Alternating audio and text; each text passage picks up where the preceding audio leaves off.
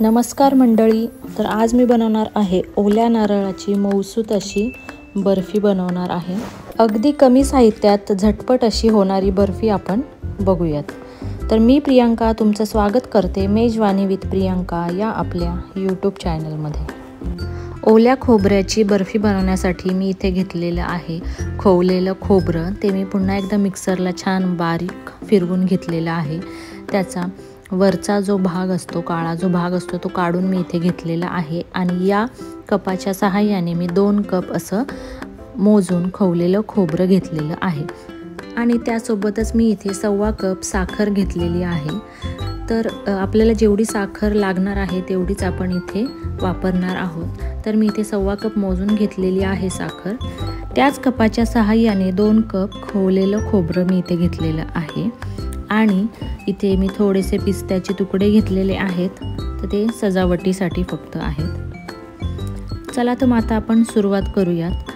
त्यासाठी मी इथे सुरुवातीला एका प्लेटला तूप लावून घेणार आहे, ज्यामध्ये आपल्याला ही बर्फी तयार करायची आहे. आणि आता मी एका पॅनमध्ये थोडंसं तूप टाकून घेते. तूप चांगले गरम झाले की त्यामध्ये आपण टाकणार आहोत खोवलेलं खोबरं. सर्व खोबरं मी इथे पॅनमध्ये टाकून घेते. आणि आपल्याला याला एक अर्धा मिनिटभर आपल्याला इथे व्यवस्थित परतून घ्यायचं आहे. तुपामध्ये ते व्यवस्थित मिक्स करून घ्यायचं आहे. आणि मिक्स झाल्यानंतर आपल्याला यामध्ये टाकायची आहे साखर. तर खोबरं जे आहे ते खूप जास्त आपल्याला भाजायचं नाही आहे, त्याचा रंग बदलला नाही पाहिजे. ते एक अर्धा मिनिट मी फक्त हलवून घेतलेलं आहे. आणि लगेचच यामध्ये मी साखर टाकून घेतलेली आहे. तर 1 कप मी इथे साखर टाकलेली आहे. ती आता आपण व्यवस्थित मिक्स करून घेऊयात. आणि ही साखर विरघळेपर्यंत आपल्याला याला छान हलवत राहायचं आहे. आणि मी इथे गॅस जो आहे तो मीडियम ठेवलेला आहे. गॅस मी इथे फुल करणार नाही आहे. मीडियम गॅसवर मी याला व्यवस्थित परतून घेणार आहे. खोबरं जे आहे ते आपल्याला व्यवस्थित शिजवून घ्यायचं आहे आपल्या साखरेमध्ये. आता तुम्ही बघू शकता हळूहळू जे आपलं मिश्रण आहे ते पातळ व्हायला सुरुवात झालेली आहे. आपली जी साखर आहे ती वितळली आहे इथे. आणि वितळल्यानंतर तुम्हाला हे मिश्रण जे आहे ते पूर्ण सैल दिसेल. तर त्यातला सैलपणा पुन्हा एकदा कमी होईपर्यंत आपल्याला याला व्यवस्थित परतून घ्यायचं आहे. आणि एक 10 ते 12 मिनटानंतर तुम्ही बघू शकता पुन्हा एकदा मिश्रणाचा जो आहे तो थोडासा घट्टसर गोळा तयार झालेला आहे. त्यानंतर मी त्यामध्ये थोडीशी वेलची पूड टाकलेली आहे. ती पुन्हा एकदा मिक्स करून घेऊन मी इथे गॅस बंद केलेला आहे.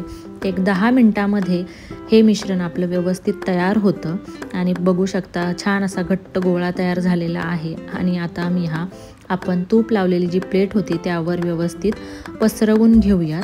आणि अशा चमच्याच्या सहाय्याने किंवा वाटीच्या सहाय्याने तुम्ही याला व्यवस्थित पसरवून घेऊ शकता. आणि हे अशा प्रकारे मी व्यवस्थित पसरवून घेतलेलं आहे.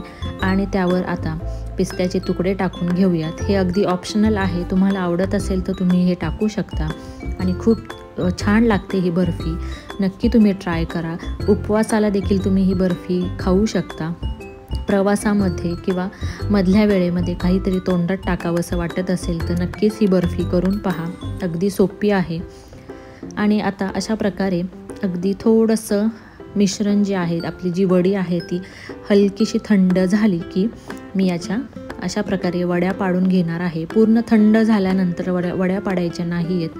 तर थोडंसं कोमट असेल तेव्हाच आपण याच्या वड्या पाडून घेऊन आपण याला एक अर्धा ते पाऊण तासासाठी थंड करून घ्यायचं आहे.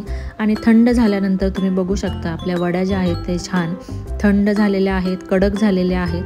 तर अशा या उलथण्याच्या सहाय्याने मी याला पुन्हा एकदा थोडेसे मोकळे करून घेते, जेणेकरून आपल्या वड्या ज्या आहेत त्या व्यवस्थित बाहेर निघतील. आणि तुम्ही बघू शकता वडी जी आहे ती अगदी सहजपणे निघून आलेली आहे. अशाच प्रकारे मी सर्व वड्या ज्या आहेत त्या काढून घेते.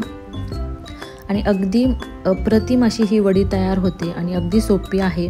फक्त साखर विरघळल्यानंतर त्याच्यामधला ओलावा जो आहे तो पुन्हा एकदा कमी होईपर्यंत मिश्रण आपल्याला हाताला थोडंसं घट्ट लागेपर्यंत ते पुन्हा एकदा मिक्स करत राहायचं आहे. त्याचा एक गोळा तयार होईपर्यंत आपल्याला त्याला हलवायचं आहे. खूप जास्त तुम्ही जर हलवलं तर साखरेचा जो आहे तो घट्ट असा पाक होऊ शकतो, कडक होऊ शकते. त्यामुळे तर अशा प्रकारे आपल्या ओल्या नारळाच्या खोबऱ्याच्या बर्फ्या ज्या आहेत ते छान तयार झालेल्या आहेत. तर ही बर्फी जी आहे ती तुम्ही बघू शकता. मी खूप जास्त जाडही ठेवलेली नाही आहे आणि खूप जास्त पातळही केलेली नाही आणि अगदी सहजरित्या तुटत आहे. अगदी मऊसूत अशी, खायलाही अतिशय सुंदर गोड अशी आपली बर्फी इथे तयार झालेली आहे. तर ही रेसिपी तुम्हाला कशी वाटली ती नक्की कमेंट करून सांगा. रेसिपी आवडल्यास रेसिपीला लाईक करा, शेअर करा, सबस्क्राईब करा. धन्यवाद.